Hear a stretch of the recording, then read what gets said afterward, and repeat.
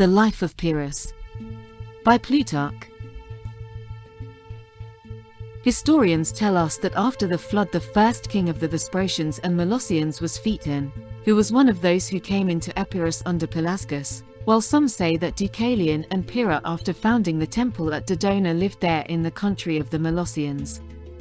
In later times Neoptolemus, the son of Achilles, brought an army thither, obtained possession of the country, and founded a dynasty of kings, who were named after him the sons of Pyrrhus, for Pyrrhus was his own nickname as a child, and he also gave the name of Pyrrhus to one of his children by his wife Lanassa, the daughter of Cleodeus, who was the son of Hyllus.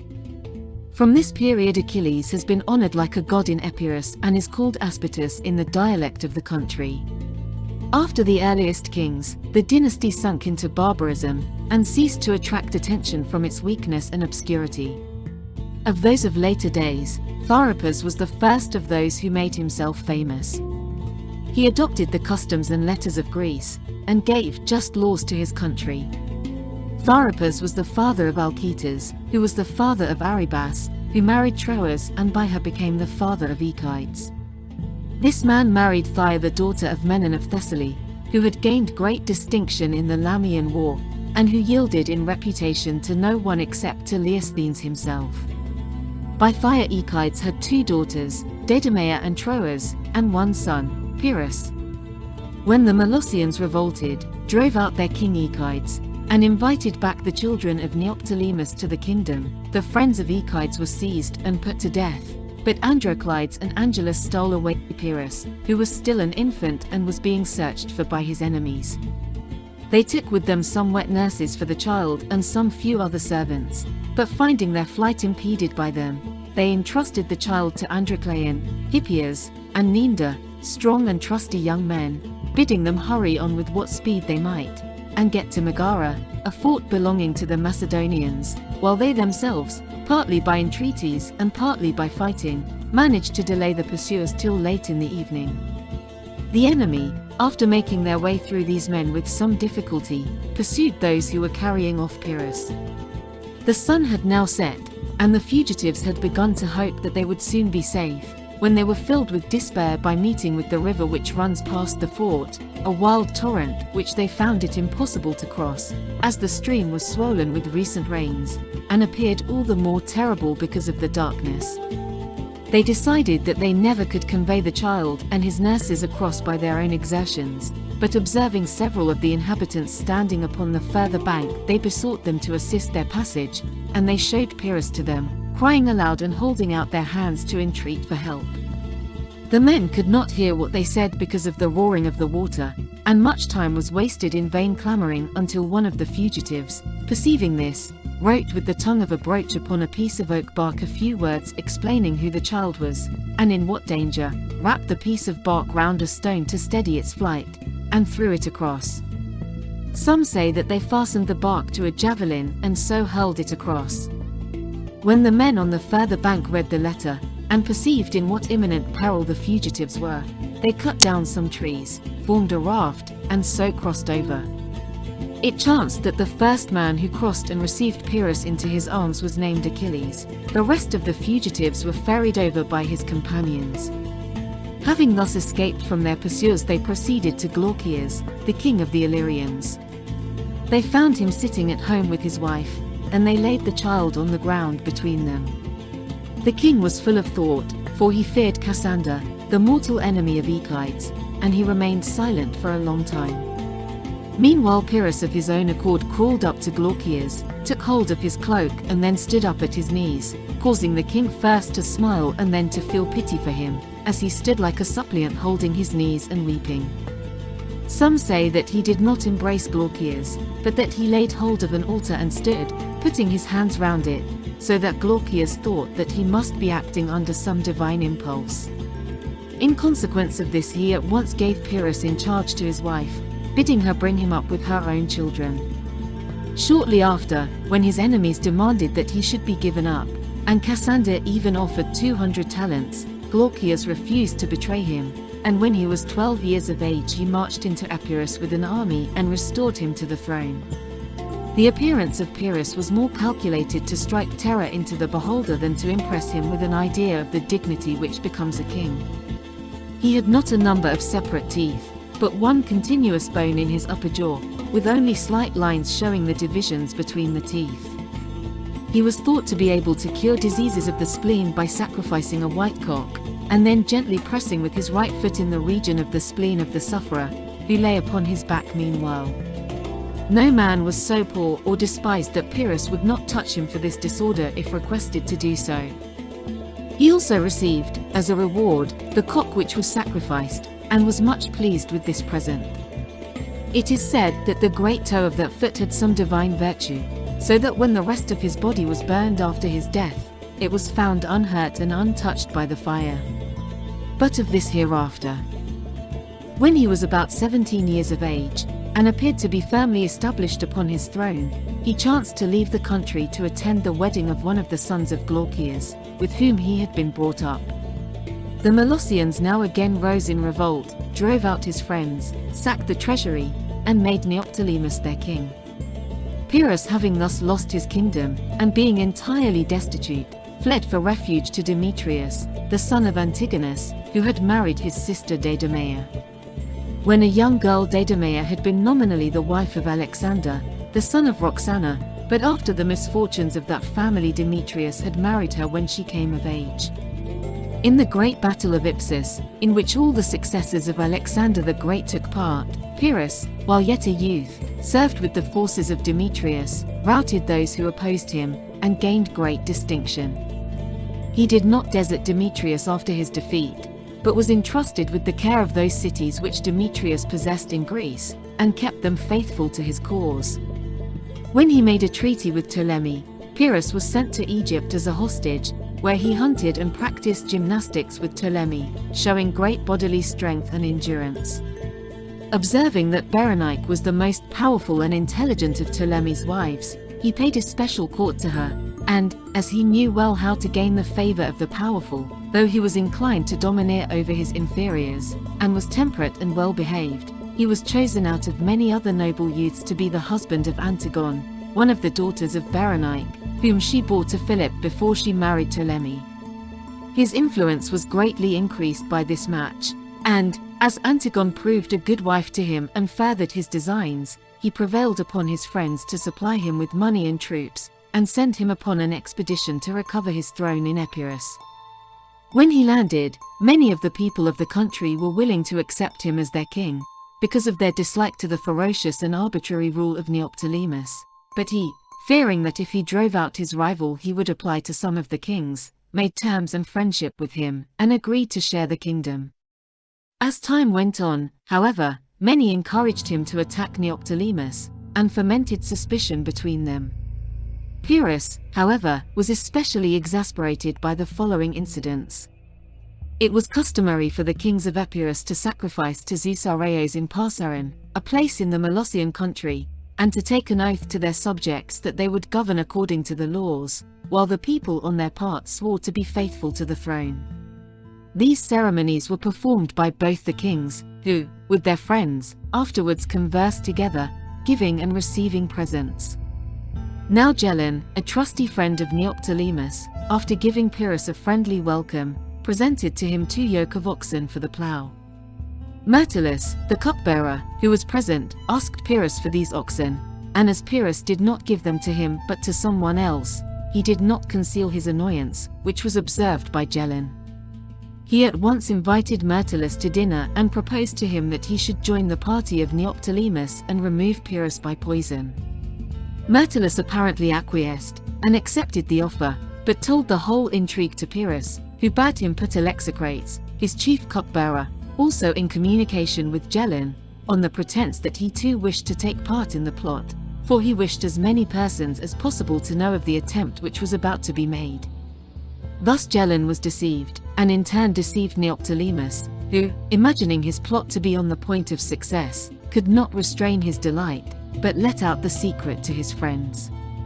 On one occasion, when in his cups, he talked freely about this matter to his sister Cadmea, not imagining that anyone else heard him, for there was no one present except Phenarete, the wife of Salmon the king's neatherd, and she lay upon a couch with her face towards the wall, apparently asleep.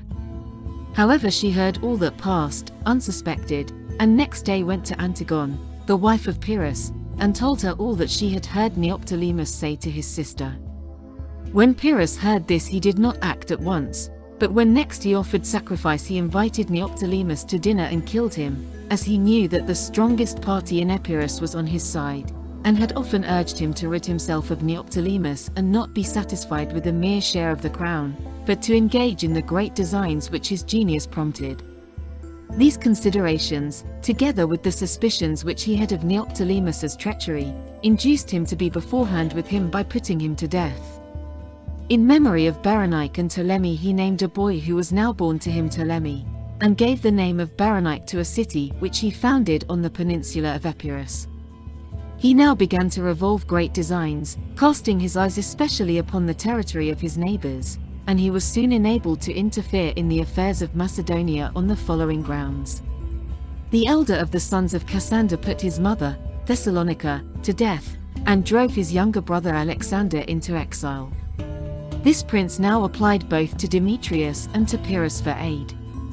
Demetrius was engaged in other matters and was slow to render him any assistance, but Pyrrhus offered his services, demanding as the price of his assistance the districts called Stymphia and Paranea in Macedon itself, and of the Macedonian conquests Ambracia, Acarnania, and Amphilochia.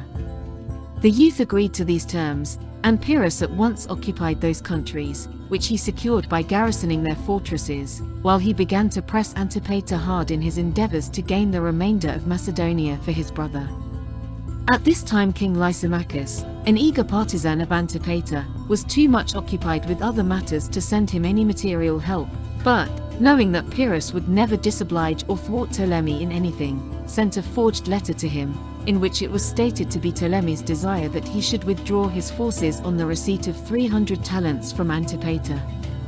Pyrrhus, however, as soon as he opened the letter, saw the deceit, for it did not begin with Ptolemy's usual greeting to him, "The father to the son wishes health," but "King Ptolemy to King Pyrrhus wishes health." He reproached Lysimachus for his conduct, but nevertheless made a peace, which they all met to ratify by a solemn oath upon a sacrifice. A bull, a boar, and a ram were brought to the altar, when suddenly the ram fell down dead. The others laughed at this, but the soothsayer Theodotus, who was conducting the sacrifice, forbade Pyrrhus to swear, saying that heaven by this portended the death of one of the 3 kings who were there met together. Pyrrhus therefore refused to ratify the peace. Alexander now was in a fair way to succeed, when he was joined by Demetrius, who was evidently unwelcome, and a dangerous ally. Before many days had passed, the 2 princes, from mutual distrust, began to plot against each other. Demetrius, seizing his opportunity, assassinated the youthful Alexander, and proclaimed himself king of Macedonia. He had before this been on bad terms with Pyrrhus, who had made incursions into Thessaly, and the usual disease of princes, grasping covetousness, had made them suspicious and quarrelsome neighbors, especially since the death of Diadochi. Now, however, as they both claimed Macedonia, they were brought into direct collision, and Demetrius, after making a campaign in Aetolia and leaving Pantorchus with a large force to guard his conquests there, himself marched against Pyrrhus. Pyrrhus, as soon as he heard of this, proceeded to meet him, but by a mistake in the road they passed by one another, so that Demetrius invaded Epirus and ravaged the country there, and Pyrrhus, falling in with Pantorchus, fought a battle with him.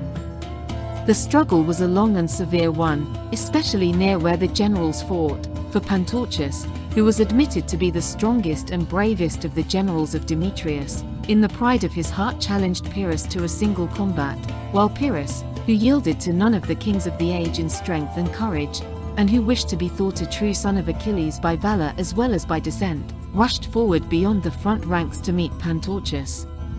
They fought with spears at first, and then, drawing their swords, contended hand to hand with equal skill and courage.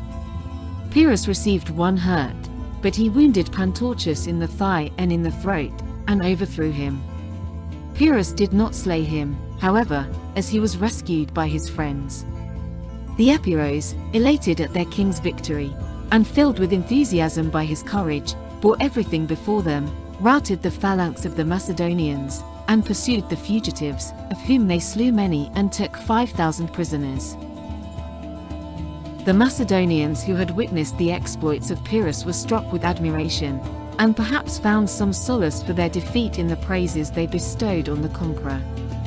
He was, they said, indeed a soldier, worthy to command soldiers, the only king of the age in whom there could be traced any likeness to the great Alexander. Pyrrhus revived this image by the fire and vigor of his movements in the field of battle. The rest only mimicked the hero, whose title they assumed, in their demeanor, and in the trappings and state of royalty. We can form an opinion about his knowledge and skill in military matters from the writings which he has left on these subjects. It is related, moreover, that Antigonus, when asked who was the greatest of generals, answered, Pyrrhus, if he lives to be old, speaking only of the generals of his own time. Hannibal, however, considered Pyrrhus to have been the first general that ever lived for skill and resource, placing Scipio next, and himself third, as is written in the life of Scipio.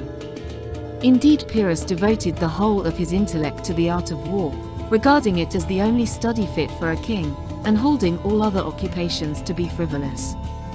At a wine party he was once asked whether he thought Python or Caphisias the better flute player, to which he answered that Polysperchon was the best general, as though that were the only subject on which a king should form or express an opinion. Yet he was mild-tempered and gentle towards his friends, full of gratitude for kindness, and eager to repay it. He grieved greatly over the death of Aeacid, not so much because he was dead, for that, he said, was the common lot of mankind, but because he himself had delayed repaying him a kindness until it was too late. Debts of money, he said, can be paid to the heirs of a creditor, but men of honor are grieved at not being able to return a kindness during the lifetime of their benefactor. In Ambracia once Pyrrhus was advised to banish a man who abused him in scurrilous terms.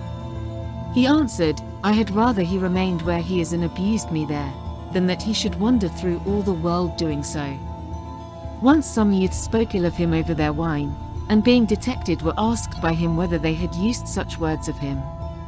We did, O king, answered one of the young men, and we should have said more evil of you if we had had more wine. At this answer Pyrrhus laughed, and acquitted them. After the death of Antigone he married several wives, for the sake of advantageous political alliances. One was the daughter of Autoleon, king of the Paeonians, another was Bacenna, daughter of Bardilis, king of the Illyrians, while the third, Lanassa, daughter of Agathocles, despot of Syracuse, brought him as a dowry the city and island of Corcyra, which had been captured by Agathocles. By Antigone he had already one son, Ptolemy, by Lanassa he had another son, Alexander, and Helenus, the youngest of his sons, by Bacenna. They were all brought up to be good soldiers, being trained in arms by Pyrrhus himself. It is said that when one of his sons, while yet a child, asked him to which of them he would leave his kingdom, he answered, to him whose sword is the sharpest. This saying differs but little from that celebrated tragic curse upon the brothers who were to divide their heritage with whetted steel. So savage and unsocial a quality is ambition.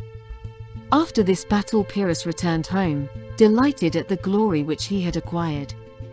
When the Epirotes gave him the title of the eagle, he answered, I owe it to you that I am an eagle, for it is your arms that enable me to take so high a flight.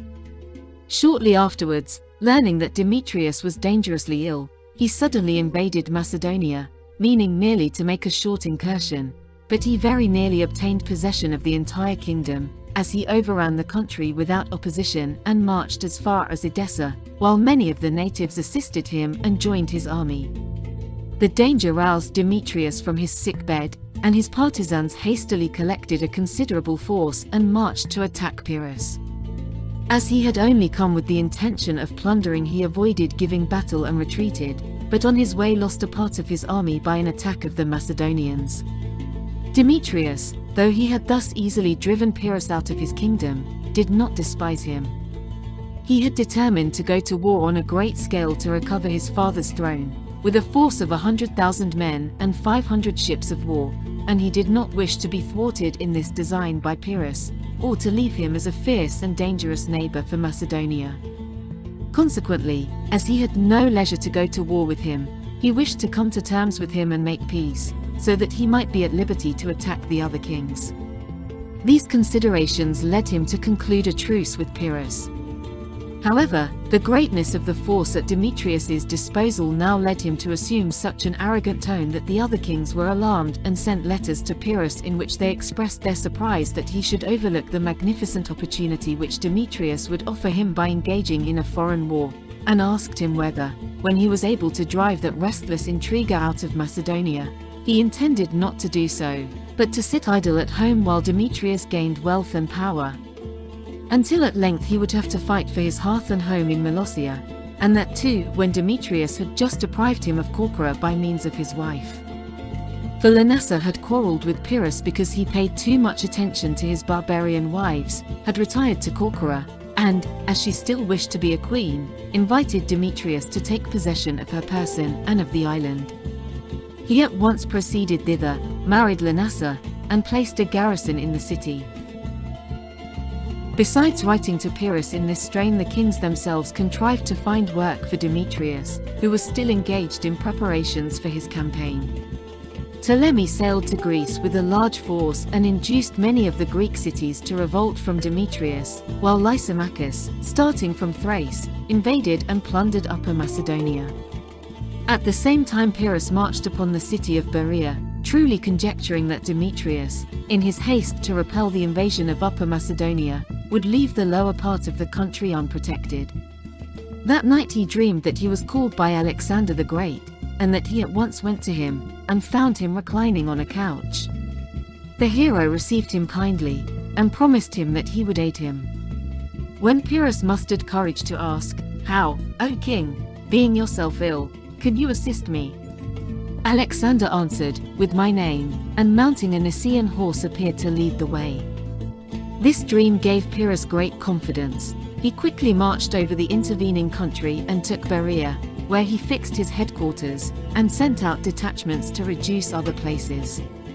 Demetrius, when he heard this news, and heard also the tumult of grief and indignation which it excited in his camp, feared to march any closer to Lysimachus, lest if his army came near to a king who was a Macedonian, and so distinguished a man, the troops might transfer their allegiance to him. He therefore resolved to retrace his steps, and attack Pyrrhus, as being a foreigner, and an enemy of the Macedonians. However, when he pitched his camp near Berea, many came out from that city loudly praising Pyrrhus, as an invincible warrior and a great man, who had treated the vanquished with kindness and magnanimity.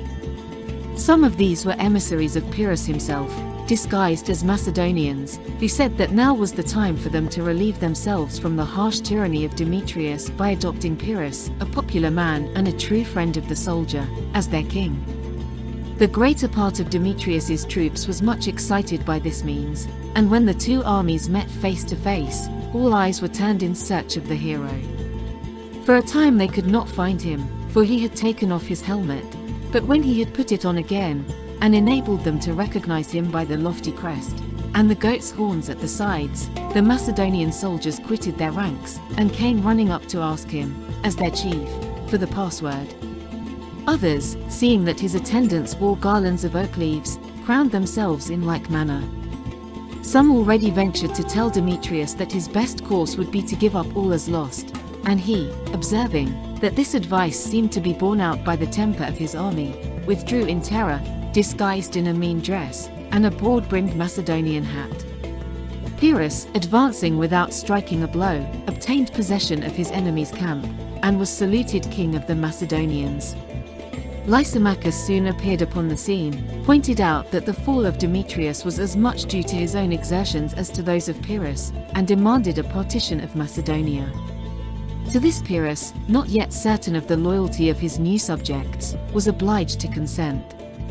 This measure was beneficial for the moment, as it prevented their going to war, but soon it became apparent that the partition was a source of endless quarrels and recriminations. For when men are ambitious to such a degree that no seas, mountains, or wildernesses, nay not even the boundaries of Europe and Asia, will serve as barriers to their frantic desire for more territory, it is not to be expected that they will remain quiet when their frontiers touch one another, but they always are at war, from the natural jealousy of their disposition. The names of peace and war they use as mere symbols, as it suits their convenience, and they are really better men when they are openly at war than when they give the name of peace and friendship to a cessation of active wickedness.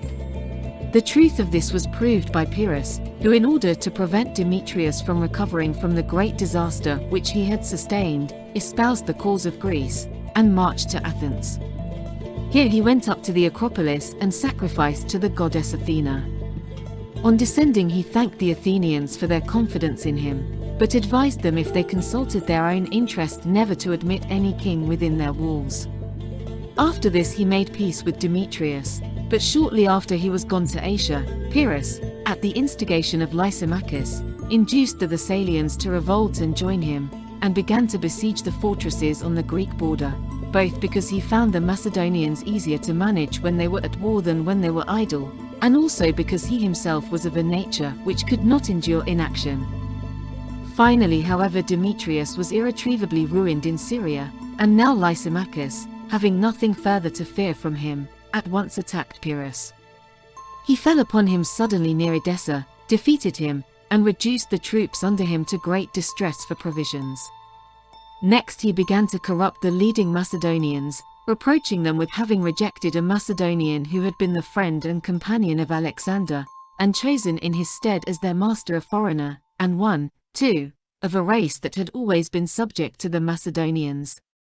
As many listened to these treacherous insinuations, Pyrrhus became alarmed, and withdrew with his Epirotes and the allied troops, thus losing Macedonia in the same way that he had gained it. So that kings have but little reason for reproaching the common people for changing sides in an emergency, for in doing so they do but imitate the kings themselves, their teachers in the art of treachery and faithlessness, who think that those men gain the greatest advantages who take least account of justice and honor. Pyrrhus, now that he had lost Macedonia, might have spent his days peacefully ruling his own subjects in Epirus, but he could not endure repose, thinking that not to trouble others and be troubled by them was a life of unbearable ennui, and, like Achilles in the Iliad, he could not rest in indolence at home. He longed for battle, and the joys of war. As he desired some new adventures, he embraced the following opportunity. The Romans were at war with the Tarentines, and as that people were not sufficiently powerful to carry on the war, and yet were not allowed by the audacious folly of their mob orators to make peace, they proposed to make Pyrrhus their leader and to invite him to be their ally in the war, because he was more at leisure than any of the other kings, and also was the best general of them all.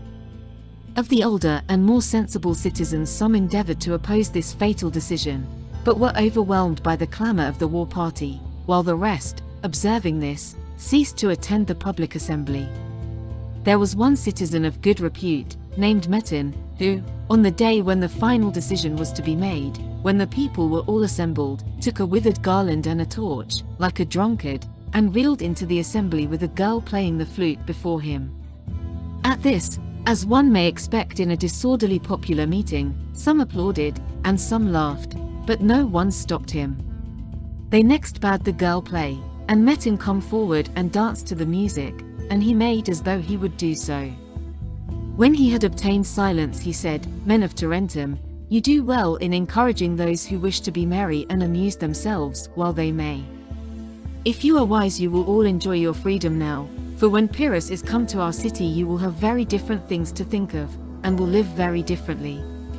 By these words he made an impression on the mass of the Tarentine people, and a murmur ran through the crowd that he had spoken well. But those politicians who feared that if peace were made they should be delivered up to the Romans, reproached the people for allowing anyone to insult them by such a disgraceful exhibition, and prevailed on them to turn Metin out of the assembly. Thus the vote for war was passed, and ambassadors were sent to Epirus, not from Tarentum alone, but from the other Greek cities in Italy, carrying with them presents for Pyrrhus, with instructions to tell him that they required a leader of skill and renown, and that they possessed a force of Lucanians, Messapians, Samnites and Tarentines, which amounted to 20,000 cavalry, and 350,000 infantry. This not only excited Pyrrhus, but also made all the Epirotes eager to take part in the campaign. There was one Cineas, a Thessalian, who was thought to be a man of good sense, and who, having heard Demosthenes the orator speak, was better able than any of the speakers of his age to delight his hearers with an imitation of the eloquence of that great master of rhetoric. He was now in the service of Pyrrhus, and being sent about to various cities, proved the truth of the Euripidean saw, that all can be done by words, which foemen wish to do with conquering swords. Pyrrhus at any rate used to say that more cities were won for him by Cineas with words, than be himself won by force of arms. This man, observing that Pyrrhus was eagerly preparing for his Italian expedition, once when he was at leisure conversed with him in the following manner. Pyrrhus, said he, the Romans are said to be good soldiers, and to rule over many warlike nations. Now, if heaven grants us the victory over them, what use shall we make of it? You ask what is self-evident, answered Pyrrhus. If we can conquer the Romans, there is no city, Greek or barbarian, that can resist us, and we shall gain possession of the whole of Italy, a country whose size, richness, and power no one knows better than yourself. Cineas then, after waiting for a short time, said, O king, when we have taken Italy, what shall we do then? Pyrrhus, not yet seeing his drift, answered, close to it Sicily invites us, a noble and populous island, and one which is very easy to conquer. For, my Cineas, now that Agathocles is dead, there is nothing there but revolution and faction, and the violence of party spirit. What you say, answered Cineas, is very probably true. But is this conquest of Sicily to be the extreme limit of our campaign? Heaven, answered Pyrrhus, alone can give us victory and success, but these conquests would merely prove to us the stepping stones to greater things. Who could refrain from making an attempt upon Carthage and Libya when he was so close to them, countries which were all but conquered by Agathocles when he ran away from Syracuse with only a few ships? And if we were masters of these countries, none of the enemies who now give themselves such airs at our expense will dare to resist us. Certainly not, answered Cineas, with such a force at our disposal we clearly could recover Macedonia, and have the whole of Greece at our feet. And after we have made all these conquests, what shall we do then? Pyrrhus laughing answered, we will take our ease and carouse every day, and enjoy pleasant conversation with one another. Having brought Pyrrhus to say this, Cineas asked in reply, but what prevents our carousing and taking our ease now, since we have already at hand all those things which we propose to obtain with much bloodshed, and great toils and perils, and after suffering much ourselves and causing much suffering to others? By talking in this manner Cineas vexed Pyrrhus, because he made him reflect on the pleasant home which he was leaving, but his reasoning had no effect in turning him from his purpose. He first dispatched Cineas to Tarentum with 3,000 men, next he collected from Tarentum many horse transports, decked vessels, and boats of all sorts, and embarked upon them 20 elephants, 23,000 cavalry, 22,000 infantry, and 500 slingers. When all was ready he put to sea, and when halfway across a storm burst upon him from the north, which was unusual at that season of the year. He himself, though his ship was carried away by the tempest, yet, by the great pains and skill of the sailors and pilots, resisted it and reached the land, with great toil to the rowers, and beyond everyone's expectation, for the rest of the fleet was overpowered by the gale and scattered. Some ships were driven off the Italian coast altogether, and forced into the Libyan and Sicilian seas, and some which could not weather the Iapygian Cape were overtaken by night, and being dashed by a violent and boisterous sea against that harbourless coast were utterly lost, except only the king's ship. She was so large and strongly built as to resist the waves as long as they broke upon her from the seaward, but when the wind changed and blew directly off the shore, the ship, which now met the waves directly with her head, was in great danger of going to pieces, while to let her drive out to sea again now that it was so rough, and the wind changed so frequently, seemed more terrible than to remain where they were. Pyrrhus rose and leapt into the water, and at once was eagerly followed by his friends and his bodyguard.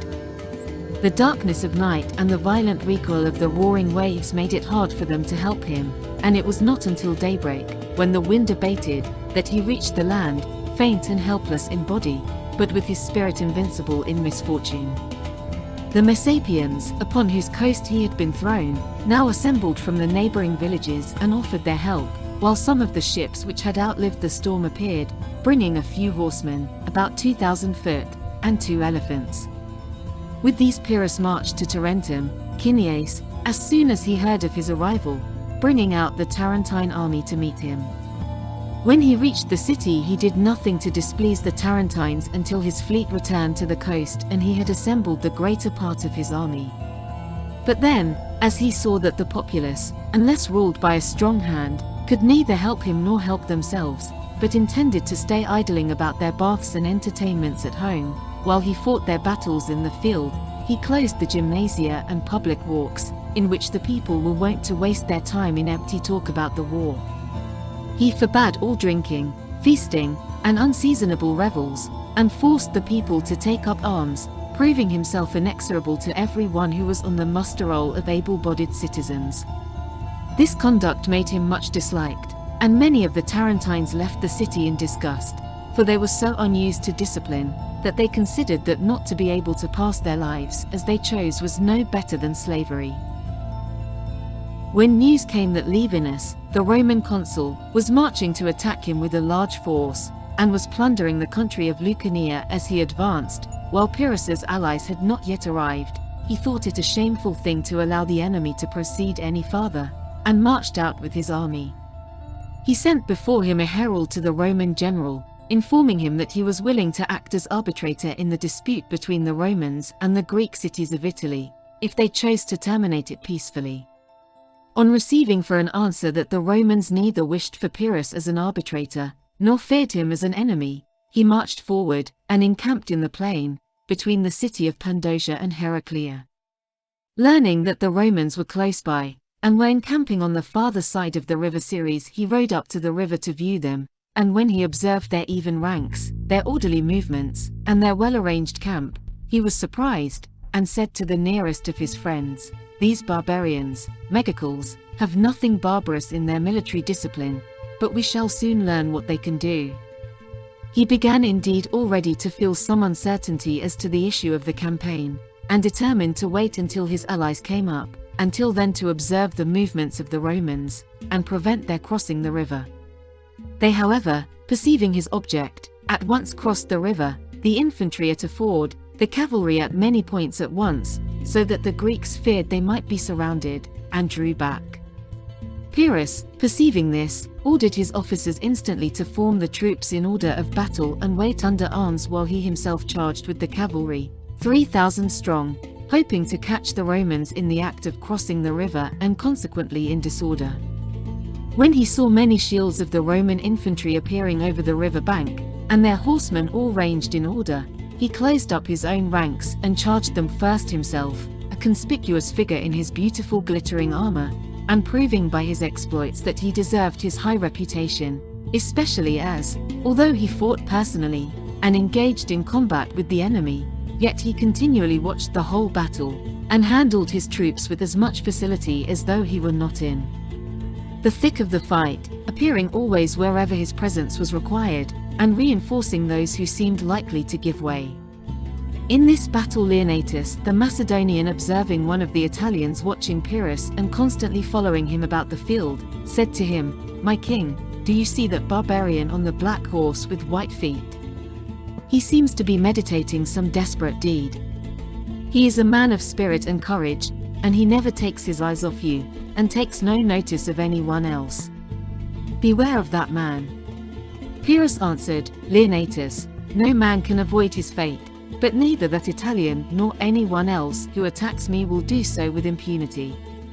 While they were yet talking, the Italian leveled his lance, and urged his horse in full career against Pyrrhus.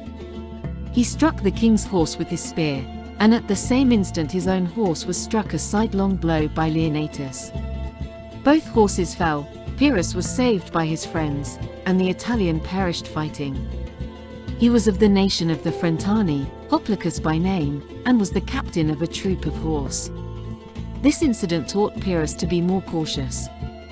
He observed that his cavalry were inclined to give way, and therefore sent for his phalanx, and arrayed it against the enemy. Then he gave his cloak and armor to one of his companions, Megacles, and after partially disguising himself in those of his friend, led his main body to attack the Roman army. The Romans stoutly resisted him, and an obstinate battle took place, for it is said that the combatants alternately yielded and again pressed forward no less than 7 distinct times. The king's exchange of armor too, though it saved his life, yet very nearly lost him the victory, for many attacked Megacles, and the man who first struck him down, who was named Decius, snatched up his cloak and helmet, and rode with them to Livinus, displaying them and shouting aloud that he had slain Pyrrhus. The Romans, when they saw these spoils carried in triumph along their ranks, raised a joyful cry, while the Greeks were correspondingly disheartened until Pyrrhus, learning what had taken place, rode along the line with his head bare, stretching out his hands to his soldiers and telling them that he was safe. At length he was victorious, chiefly by means of a sudden charge of his Thessalian horse on the Romans after they had been thrown into disorder by the advance of the elephants. The Roman horses were terrified at these animals, and long before they came near, ran away with their riders in panic. The slaughter was very great. Dionysius says that of the Romans there fell but little short of 15,000, but Hieronymus reduces this to 7,000, while on Pyrrhus' side there fell, according to Dionysius, 13,000, but according to Hieronymus less than 4,000.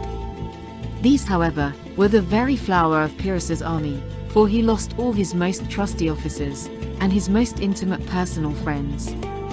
Still, he captured the Roman camp, which was abandoned by the enemy, induced several of their allied cities to join him, plundered a vast extent of country, and advanced within 300 stads, less than 40 English miles, of Rome itself. After the battle many of the Lucanians and Samnites came up. These allies he reproached for their dilatory movements, but was evidently well pleased at having conquered the great Roman army with no other forces but his own Epirotes and the Tarentines. The Romans did not remove Livinus from his office of consul, although Caius Fabricius is reported to have said that it was not the Epirotes who had conquered the Romans, but Pyrrhus who had conquered Livinus, meaning that he thought that the defeat was owing not to the greater force but the superior generalship of the enemy. They astonished Pyrrhus by quickly filling up their ranks with fresh levies, and talking about the war in a spirit of fearless confidence. He decided to try whether they were disposed to make terms with him, as he perceived that to capture Rome and utterly subdue the Roman people would be a work of no small difficulty, and that it would be vain to attempt it with the force at his disposal, while after his victory he could make peace on terms which would reflect great luster on himself. Cineas was sent as ambassador to conduct this negotiation. He conversed with the leading men of Rome, and offered their wives and children presents from the king. No one, however, would accept them, but they all, men and women alike, replied that, if peace were publicly concluded with the king, they would then have no objection to regard him as a friend. And when Cineas spoke before the Senate in a winning and persuasive manner, he could not make any impression upon his audience, although he announced to them that Pyrrhus would restore the prisoners he had taken without any ransom, and would assist them in subduing all Italy, while all that he asked in return was that he should be regarded as a friend, and that the people of Tarentum should not be molested. The common people, however, were evidently eager for peace, in consequence of their having been defeated in one great battle, and expecting that they would have to fight another against a larger force, because the Italian states would join Pyrrhus. At this crisis Appius Claudius, an illustrious man, but who had long since been prevented by old age and blindness from taking any active part in politics, when he heard of the proposals of Pyrrhus, and that the question of peace or war was about to be voted upon by the Senate, could no longer endure to remain at home, but caused his slaves to carry him through the forum to the Senate house in a litter. When he reached the doors of the Senate house, his sons and sons-in-law supported him and guided him into the house, while all the assembly observed a respectful silence. Speaking from where he stood, he addressed them as follows: "My countrymen, I used to grieve at the loss of my sight, but now I am sorry not to be deaf also, when I hear the disgraceful propositions with which you are tarnishing the glory of Rome. What has become of that boast which we were so fond of making before all mankind, that if Alexander the Great had invaded Italy, and had met us when we were young, and our fathers when they were in the prime of life, he would not have been reputed invincible, but would either have fled or perhaps even have fallen, and added to the glory of Rome. You now prove that this was mere empty vaporing, by your terror of these Chaonians and Molossians, nations who have always been a prey and a spoil to the Macedonians, and by your fear of this Pyrrhus, who used formerly to dance attendance on one of Alexander's bodyguards, and who has now wandered hither not so much in order to assist the Greeks in Italy as to escape from his enemies at home, and promises to be our friend and protector forsooth, when the army he commands did not suffice to keep for him the least portion of that Macedonia which he once acquired. Do not imagine that you will get rid of this man by making a treaty with him. Rather you will encourage other Greek princes to invade you, for they will despise you and think you an easy prey to all men, if you let Pyrrhus go home again without paying the penalty of his outrages upon you, nay, with the power to boast that he has made Rome a laughingstock for Tarentines and Samnites. By these words Appius roused a warlike spirit in the Romans, and they dismissed Cineas with the answer that if Pyrrhus would leave Italy they would, if he wished, discuss the question of an alliance with him, but that while he remained in arms in their country the Romans would fight him to the death, however many Levinuses he might defeat. It is related that Cineas, during his mission to Rome, took great interest in observing the national life of the Romans, and fully appreciated the excellence of their political constitution, which he learned by conversing with many of the leading men of the state. On his return he told Pyrrhus that the Senate seemed to him like an assembly of kings, and that as to the populace, he feared that the Greeks might find in them a new Lernaean Hydra, for twice as many troops had been enrolled in the consul's army as he had before, and yet there remained many more Romans capable of bearing arms. After this Caius Fabricius came to arrange terms for the exchange of prisoners, a man whom Cineas said the Romans especially valued for his virtue and bravery, but who was excessively poor. Pyrrhus, in consequence of this, entertained Fabricius privately, and made him an offer of money, not as a bribe for any act of baseness, but speaking of it as a pledge of friendship and sincerity. As Fabricius refused this, Pyrrhus waited till the next day, when, desirous of making an impression on him, as he had never seen an elephant, he had his largest elephant placed behind Fabricius during their conference, concealed by a curtain. At a given signal, the curtain was withdrawn, and the creature reached out his trunk over the head of Fabricius with a harsh and terrible cry. Fabricius, however, quietly turned round, and then said to Pyrrhus with a smile, "You could not move me by your gold yesterday, nor can you with your beast today." At table that day they conversed upon all subjects, but chiefly about Greece and Greek philosophy. Cineas repeated the opinion of Epicurus and his school, about the gods, and the practice of political life, and the objects at which we should aim, how they considered pleasure to be the highest good, and held aloof from taking any active part in politics, because it spoiled and destroyed perfect happiness, and about how they thought that the gods lived far removed from hopes and fears, and interest in human affairs, in a placid state of eternal fruition. While he was speaking in this strain, Fabricius burst out, "Hercules," cried he, "may Pyrrhus and the Samnites continue to waste their time on these speculations, as long as they remain at war with us."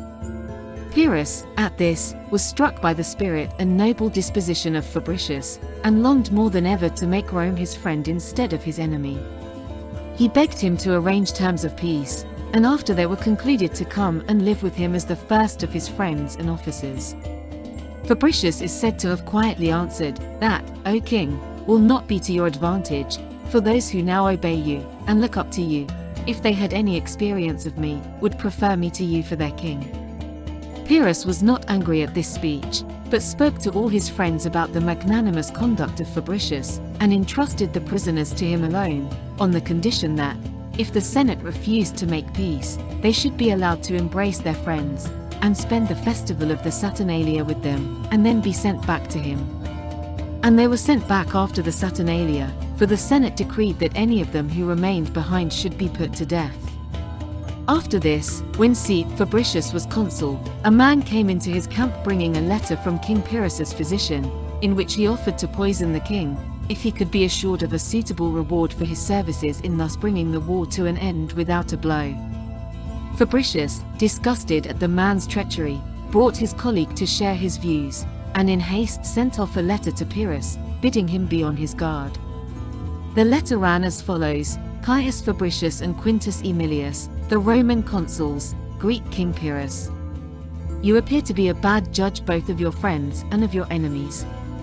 You will perceive, by reading the enclosed letter which has been sent to us, that you are fighting against good and virtuous men, and trusting to wicked and treacherous ones. We do not give you this information out of any love we bear you, but for fear that we might be charged with having assassinated you and be thought to have brought the war to a close by treachery, because we could not do so by manhood. Pyrrhus, on receiving this letter, and discovering the plot against his life, punished his physician, and, in return for the kindness of Fabricius and the Romans, delivered up their prisoners without ransom, and sent Cineas a second time to arrange terms of peace. However, the Romans refused to receive their prisoners back without ransom, being unwilling either to receive a favor from their enemy, or to be rewarded for having abstained from treachery towards him, but set free an equal number of Tarentines and Samnites, and sent them to him. As to terms of peace, they refused to entertain the question unless Pyrrhus first placed his entire armament on board the ships in which it came, and sailed back to Epirus with it. As it was now necessary that Pyrrhus should fight another battle, he advanced with his army to the city of Asculum, and attacked the Romans. Here he was forced to fight on rough ground, near the swampy banks of a river, where his elephants and cavalry were of no service, and he was forced to attack with his phalanx. After a drawn battle, in which many fell, night parted the combatants. Next day Pyrrhus maneuvered so as to bring the Romans fairly into the plain, where his elephants could act upon the enemy's line. He occupied the rough ground on either side, placed many archers and slingers among his elephants, and advanced with his phalanx in close order and irresistible strength. The Romans, who were unable on the level ground to practice the bushfighting and skirmishing of the previous day, were compelled to attack the phalanx in front. They endeavored to force their way through that hedge of spears before the elephants could come up, and showed marvelous courage in hacking at the spears with their swords, exposing themselves recklessly, careless of wounds or death. After a long struggle, it is said that they first gave way at the point where Pyrrhus was urging on his soldiers in person, though the defeat was chiefly due to the weight and crushing charge of the elephants. The Romans could not find any opportunity in this sort of battle for the display of their courage, but thought it their duty to stand aside and save themselves from a useless death, just as they would have done in the case of a wave of the sea or an earthquake coming upon them. In the flight to their camp, which was not far off, Hieronymus says that 6,000 Romans perished, and that in Pyrrhus's commentaries his loss is stated at 3,505. Dionysius, on the other hand, does not admit that there were two battles at Asculum, or that the Romans suffered a defeat, but tells us that they fought the whole of one day until sunset, and then separated, Pyrrhus being wounded in the arm by a javelin, and the Samnites having plundered his baggage. He also states the total loss on both sides to be above 15,000. The armies separated after the battle, and it is said that Pyrrhus, when congratulated on his victory by his friends, said in reply, "If we win one more such victory over the Romans, we shall be utterly ruined." For a large part of the force which he had brought with him had perished, and very nearly all his friends and officers, and there were no more to send for at home. He saw, too, that his allies were becoming lukewarm, while the Romans, on the other hand, filled up the gaps with a never-ceasing stream of fresh recruits, and did not lose confidence by their defeats, but seemed to gather fresh strength and determination to go on with the war. While in these difficulties he conceived fresh hopes of success, and engaged in an enterprise in another quarter, which was likely to interfere with the prosecution of his original design. An embassy arrived from Sicily, offering to place the cities of Agrigentum, Syracuse, and Leontini in his hands, and begging him to aid them in driving out the Carthaginians from the island, and freeing it from despots, while at the same time messengers came from Greece with the news that Ptolemy, surnamed Coronus, or the Thunderbolt, had perished, with all his army, in an engagement with the Gauls, and that now was his opportunity to offer himself to the Macedonians, who were in great need of a king. Pyrrhus upbraided fortune for placing so many opportunities within his reach at the same time, and, reflecting that he could only manage one with success, for some time remained plunged in thought. At last, thinking that the Sicilian offer was likely to lead to greater things, as Africa was close to that island, he decided to accept it, and at once sent King Aeacid to prepare the cities for his arrival, as was his wont in such cases. He himself, meanwhile, placed a strong garrison in the city of Tarentum, much to the disgust of its citizens, who asked him either to perform what he had come thither to do, namely, to assist them in fighting against the Romans, or else to evacuate their territory, and leave their city as he found it. In answer to this demand, he harshly bade them keep quiet, and wait till he was at leisure to attend to their affairs, and at once set sail for Sicily. On his arrival there he found all his hopes realized, as the cities gladly delivered themselves into his hands.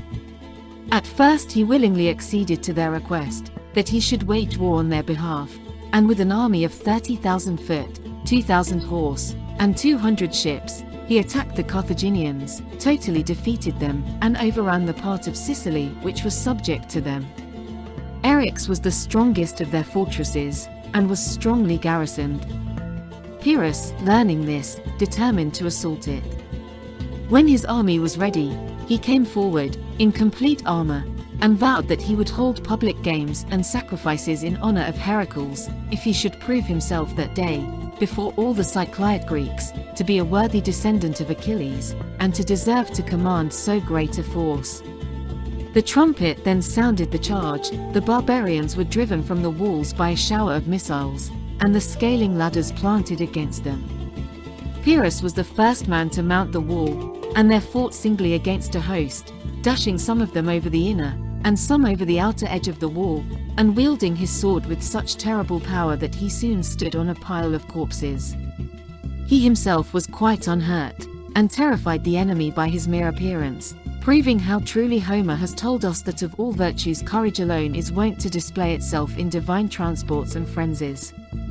After the city was taken he made a magnificent sacrifice to the gods, and held gymnastic contests of all kinds. He now turned his arms against the so-called Mamertines of Messina, who troubled the Greek cities much, and had even made some of them tributary to themselves. They were numerous and warlike. Indeed, in Latin, their name means the children of Mars. Pyrrhus seized and put to death any of them whom he found exacting tribute from the Greeks, and after defeating them in a pitched battle, took many of their outlying forts. The Carthaginians now were inclined to come to terms with him. They offered, if peace were concluded, to pay him tribute, and to supply a fleet for his use. To these proposals Pyrrhus, dissatisfied with obtaining so little, answered that he would only make peace and friendship with them on one condition, which was that they would evacuate Sicily altogether, and regard the African Sea as their frontier towards Greece. Elated by the greatness of the force at his disposal, and the success which attended his enterprises, he now aimed at the realization of the large hopes of conquest with which he left Greece, and meditated an attack on Libya. He had a large fleet, but required many rowers to man it, and these he proceeded to obtain from the allied cities, not by gentle means, but by harsh, arbitrary, and despotic commands.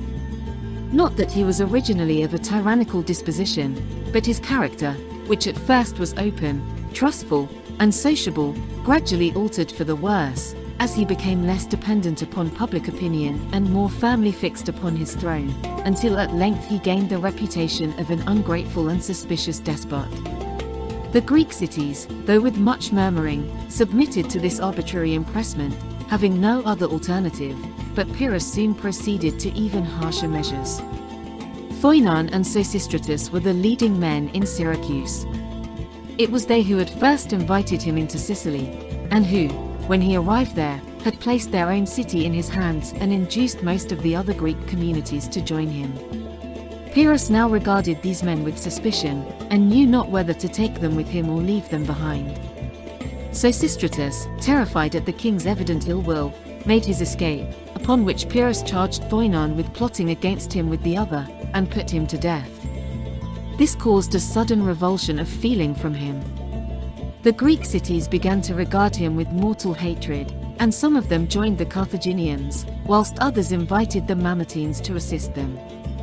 And while Pyrrhus saw nothing in Sicily but disaffection and insurrection against his power, he received dispatches from the Tarentines and Samnites, informing him that they were confined to the walls of their cities, and even so could barely defend themselves against the Romans, while their lands were all being laid waste, and they urgently needed help. This intelligence prevented his withdrawal from Sicily being regarded as a flight, but in reality he had failed in his attempt to conquer that island, and was as eager to return to Italy as a shipwrecked sailor is to reach the shore. It is said that as he was sailing away he looked back at Sicily and said to his friends, "What a fair field we are leaving for the Romans and Carthaginians to fight in." This prophecy, as he expected, was soon afterwards fulfilled. The barbarians combined to attack him as he retreated. He fought a battle at sea with the Carthaginian fleet during his passage to Italy, in which he lost many ships, while the Mamertines, 10,000 strong, had crossed into Italy before he could reach it, and although they did not dare to fight a pitched battle, yet harassed him by attacking him when entangled in some rough ground, and threw his entire army into confusion. 2 elephants and many of his rigard perished. Pyrrhus himself was at the head of the column of march, but at once rode to the rear and restored the fight, but was in great danger from the brave and warlike Mamertines. He received a blow upon his head from a sword, which forced him to retire a little way from the battle, and greatly elated the enemy. One of them, a powerful man, splendidly armed, ran forward far beyond the rest, and boastfully challenged him to come forward and fight, if he were alive. At this Pyrrhus was so exasperated that he broke forcibly away from the officers who tried to restrain him, and, with his face covered with blood, and a savage expression of fury on his countenance, rushed upon the barbarian, and struck him a blow on the head which showed both the strength of his arm and the admirable temper of his sword, for it clave him completely asunder, so that his body fell down in 2 pieces. This checked the ardor of the barbarians, who admired and feared Pyrrhus as a superior being. He was able to march unopposed for the rest of the way to Tarentum, to which city he brought a force of 20,000 infantry and 3,000 cavalry. Taking with him the best troops of the Tarentines, he now marched at once to attack the Romans, who were encamped in the territory of the Samnites. The Samnites at this period were entirely ruined and broken in spirit from the numerous defeats which they had sustained at the hands of the Romans. Some dissatisfaction also was felt with Pyrrhus for having neglected them while he was campaigning in Sicily, so that not many of that nation joined him. Pyrrhus now divided his forces, sending one portion into Lucania to harass the other consul and prevent his coming to the assistance of his colleague, while he himself led the remainder to attack Manius Curius, who was quietly encamped near the city of Beneventum, awaiting the arrival of the Lucanian forces. It is also said that his soothsayers told him that the omens were not in favor of his moving from where he was. Pyrrhus, eager to attack him before the other consul's army joined him, made a hurried night march with his best troops and elephants, hoping to surprise the Roman camp.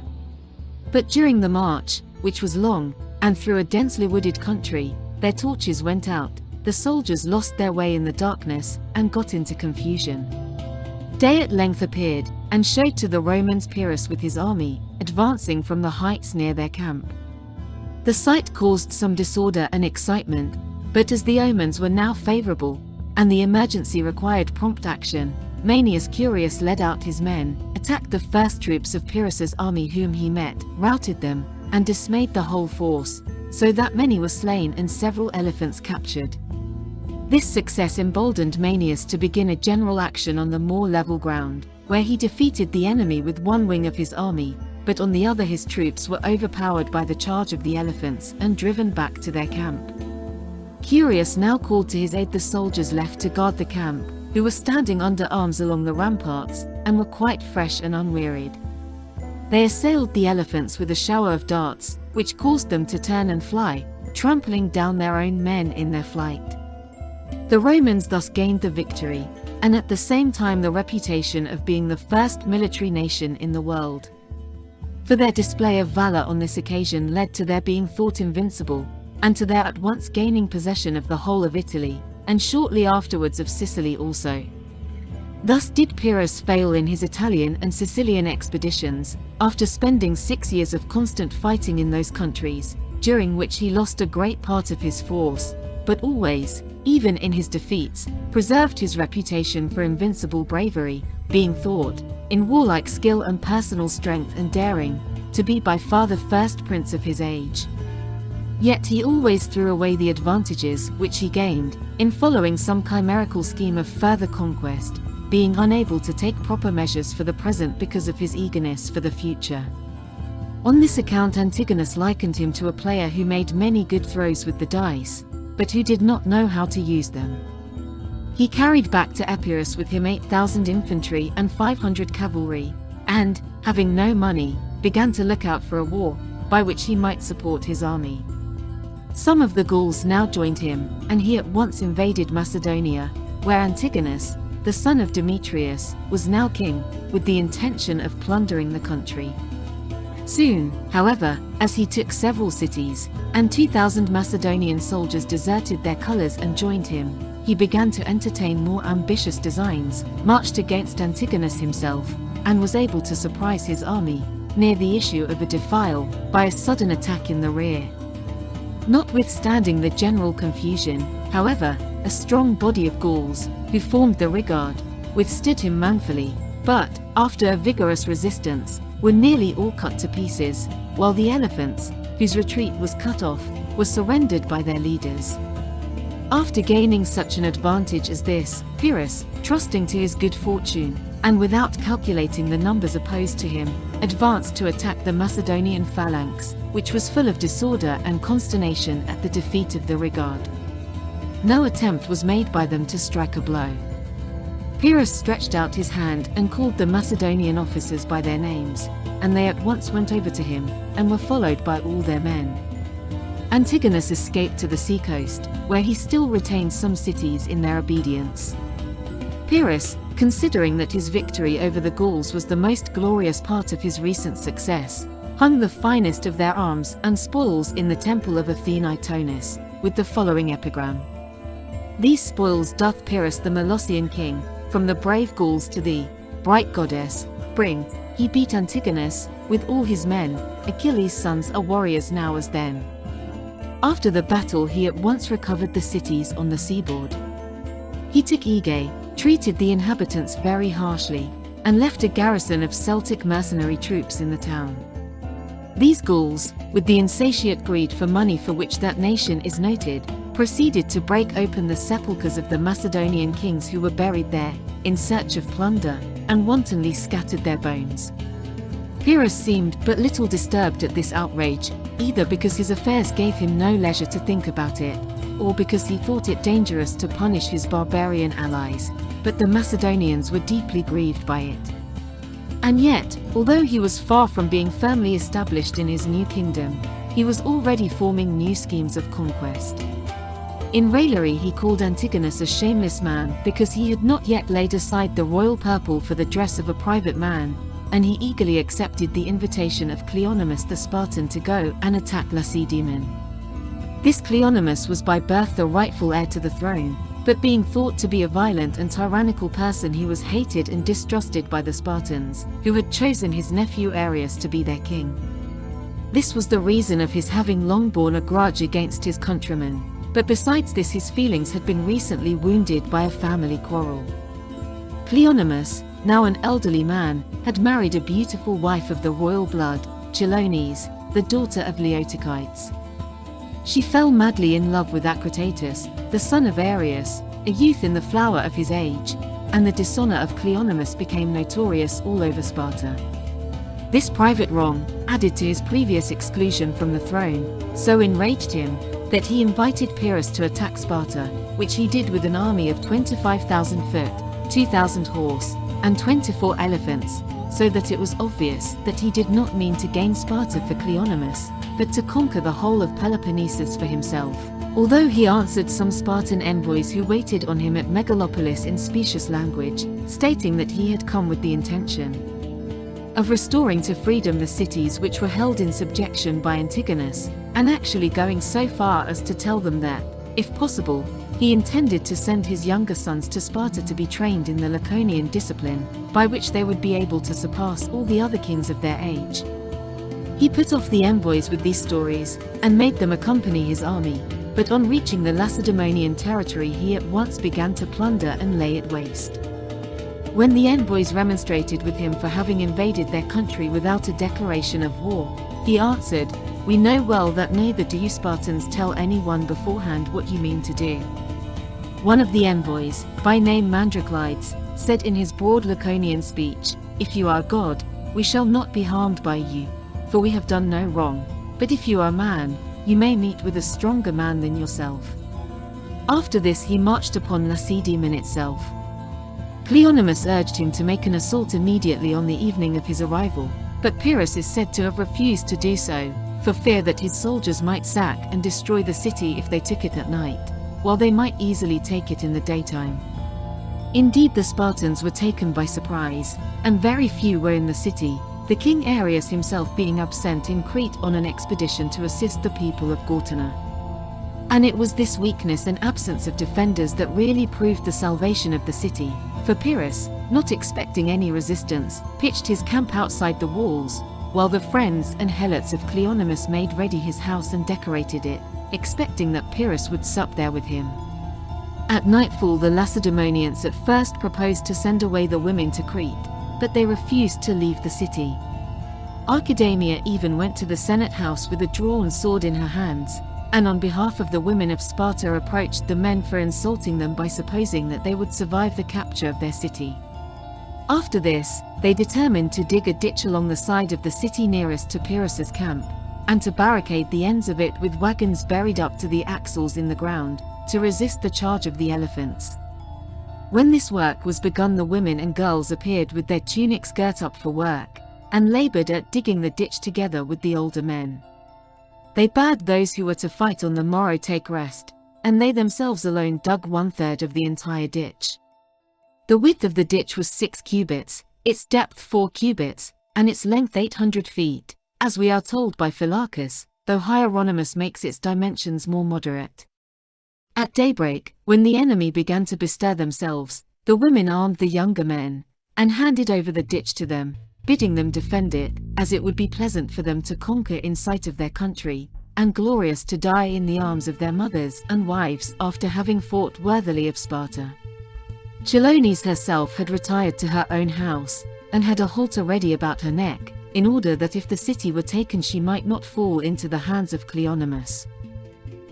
Pyrrhus himself led a direct attack of his infantry against the Spartans, who were drawn up in deep order, and endeavored to force his way through them, and to pass the ditch, which was difficult, because the newly dug earth afforded no secure footing to his soldiers. Meanwhile his son Ptolemy led a chosen body of 2,000 Gauls and Chaonians round the end of the ditch, and endeavored to break through the barricade of wagons. These stood so thick and so close together that they made it hard, not only for the assailants to cross them, but even for the Lacedaemonians to reach the point where they were menaced. However, as the Gauls began to pull the wheels out of the earth and to drag the wagons down towards the river, the young Aeacid, perceiving the danger, sallied out from the city at another point with 300 men, and got round behind Ptolemy's force, from whom he was concealed by some hilly ground. Then he vigorously assailed the Gauls in the rear, and forced them to face about and defend themselves, which caused great confusion, as they were driven among the wagons and into the ditch by the Spartans until at last they were forced to retreat. This glorious exploit of Aeacid was witnessed from the city walls by the old men and all the women.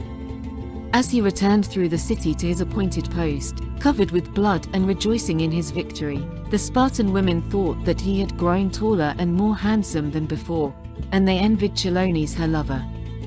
Some of the old men even followed him, shouting, "Go home, Aeacid, and enjoy yourself with Chilonis, only beget brave sons for Sparta." Where Pyrrhus fought a terrible battle took place, and many valiant deeds were wrought. A Spartan named Phyleus, after greatly distinguishing himself and slaying many of the assailants, when he felt himself mortally wounded, made way for his rear rank man to take his place, and died inside the line of shields, in order that his corpse might not fall into the hands of the enemy. The battle ceased at night, and during his sleep Pyrrhus dreamed a dream, that he cast thunderbolts upon Lacedaemon, set it all on fire, and rejoiced at the sight. Being awakened by his delight at this vision, he ordered his officers to hold the troops in readiness and related the dream to his friends, auguring from it that he should take the city by assault. They were all of them delighted at the vision, and certain that it portended success, except one Lysimachus, who said that he feared that, as places struck by thunderbolts may not be walked over, heaven might mean to signify to Pyrrhus by this that he never should set foot in the city.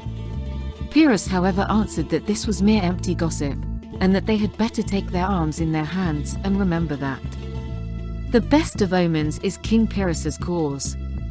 He rose, and at daybreak led his troops again to the assault. The Lacedaemonians defended themselves with a spirit and courage beyond what could be expected from their small numbers. The women mingled in the thick of the fight, supplying food, drink, and missile weapons wherever they were needed, and carrying away the wounded. The Macedonians endeavored to fill up the ditch by flinging large quantities of wood into it, covering the arms and dead bodies which lay at the bottom. As the Lacedaemonians were resisting this attempt, they saw Pyrrhus on horseback trying to cross the line of wagons and the ditch, and force his way into the city. A shout was raised by the garrison at the spot, and the women began to scream and run wildly about. Pyrrhus had made his way through all obstacles and was about to attack the nearest of those who disputed his passage, when his horse, struck in the body by a Cretan javelin, reared in the death agony, and threw Pyrrhus to the ground. He fell on a steep bank, and his fall caused such consternation among his followers that a timely charge of the Spartans drove them back. Upon this he gave orders to put a stop to the assault, for he imagined that the Lacedaemonians would soon offer terms of surrender, as they were nearly all wounded, and had lost many men.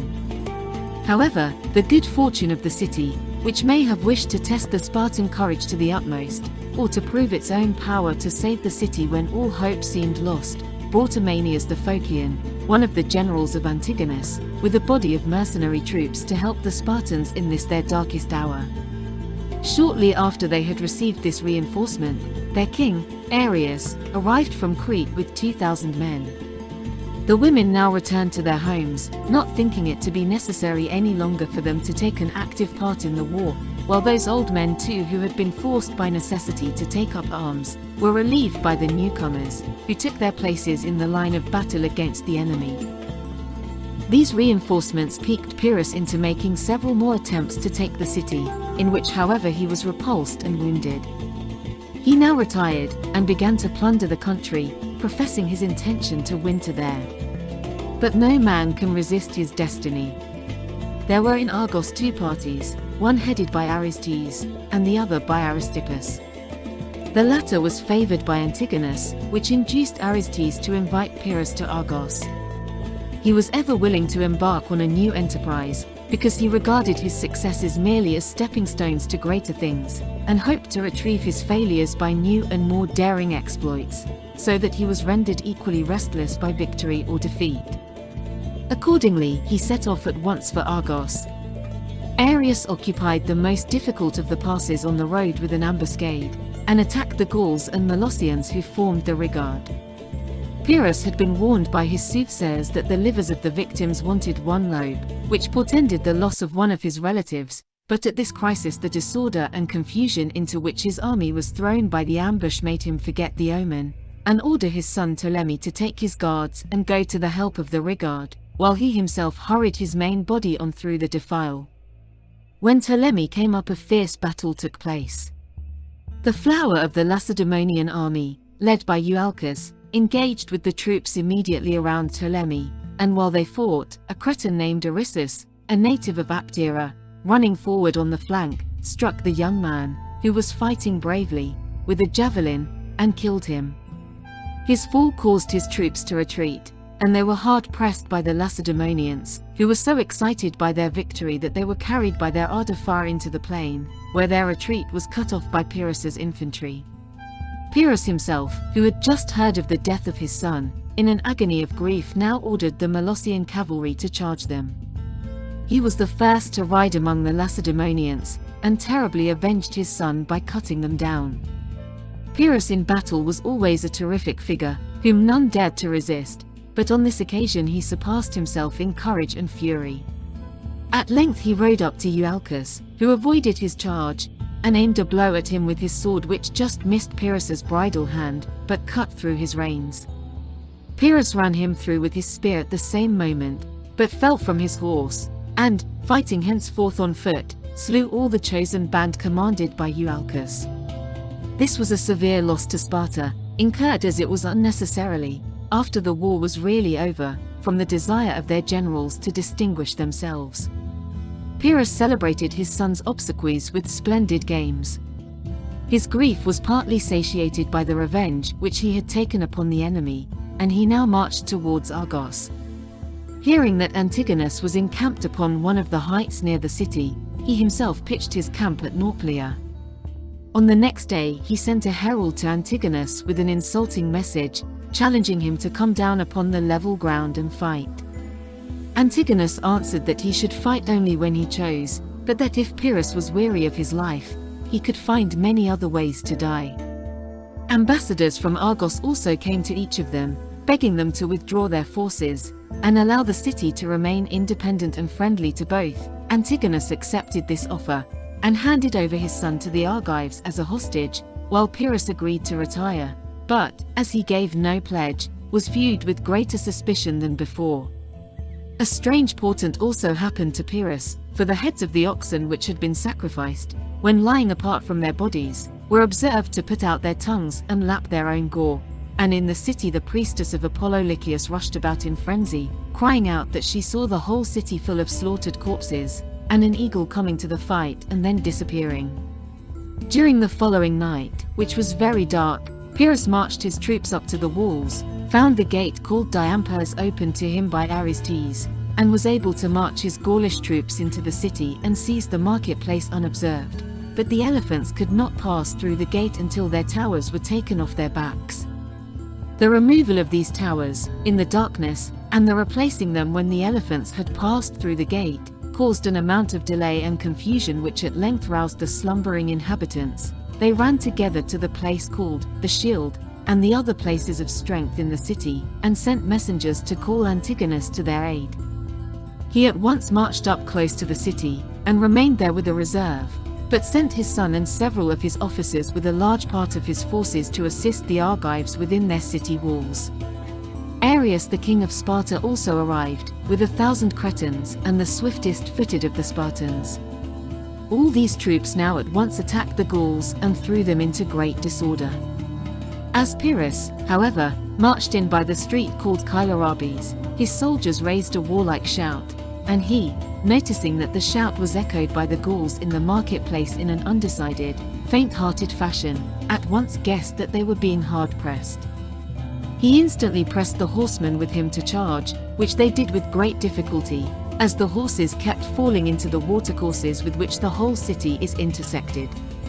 The night was spent in wild tumult and skirmishing in the narrow lanes, both parties being unable to recognize or obey their leaders, and eagerly awaiting the dawn.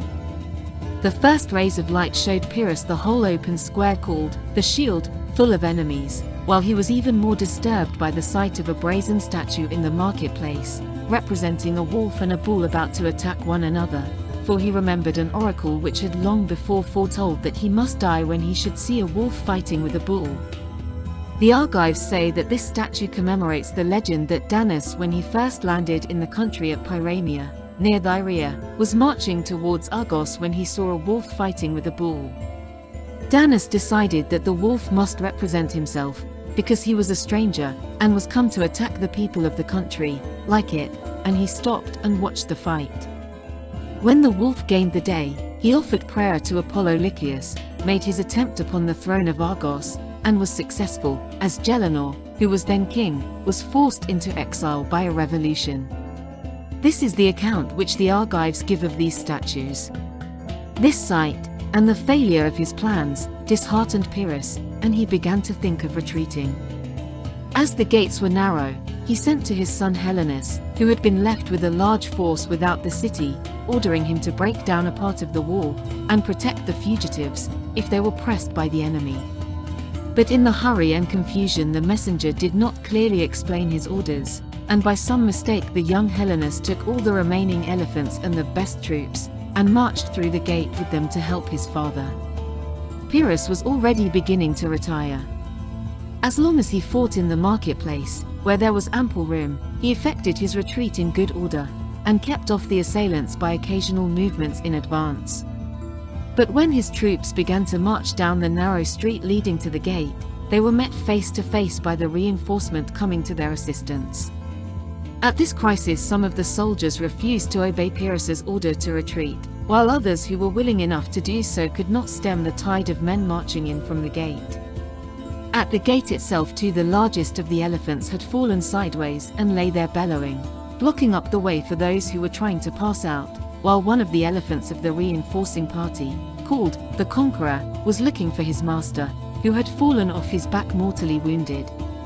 Charging violently back against the surging tide of fugitives, the faithful beast trampled down friends and foes alike until he found his master's body, when he seized it with his trunk and carried it upon his tusks, and then, turning round in a frenzy of grief, overturned and crushed every one whom he met.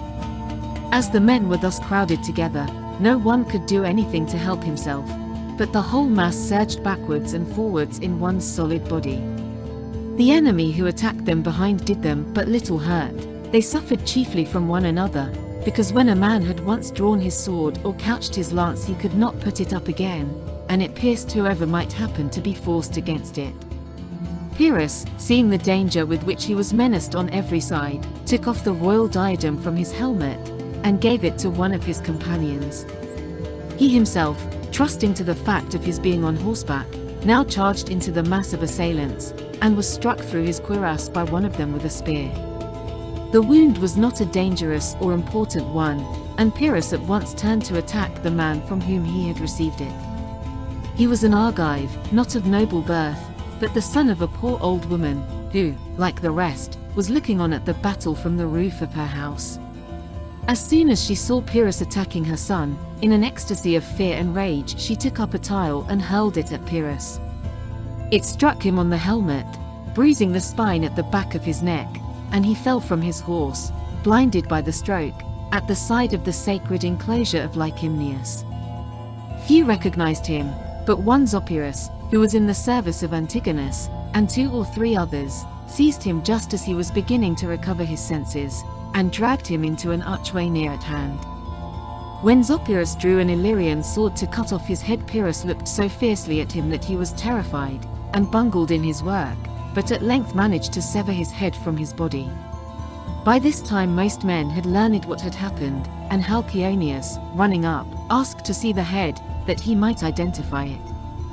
When he obtained this he rode off with it to his father, and finding him sitting amongst his friends, he threw it down at his feet.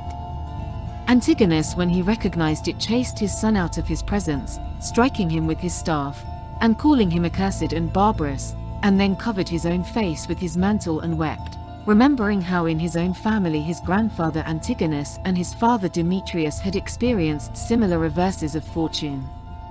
He had the body and head of Pyrrhus decently arranged on a funeral pyre and burned. Halcyonius, meeting Helenus in poor and threadbare clothes, embraced him kindly, and led him to Antigonus, who said to him, "This meeting, my boy, is better than the other, but still you do not do right in not removing these clothes, which rather seem to disgrace us who are, as it appears, the victors." He treated Helenus with great kindness, and sent him back to his kingdom of Epirus loaded with presents, and also showed great favor towards the friends of Pyrrhus, who, together with all his army and war material, had fallen into his hands. Thank you for watching. Did you know that Pyrrhus inspired the term, Pyrrhic victory? We would be happy to hear your thoughts on this most important leader of the ancient world. Feel free to add a comment below. If you appreciate what we are doing here, please let us know by liking and subscribing too. We hope to see you again on the Classic Masterworks channel.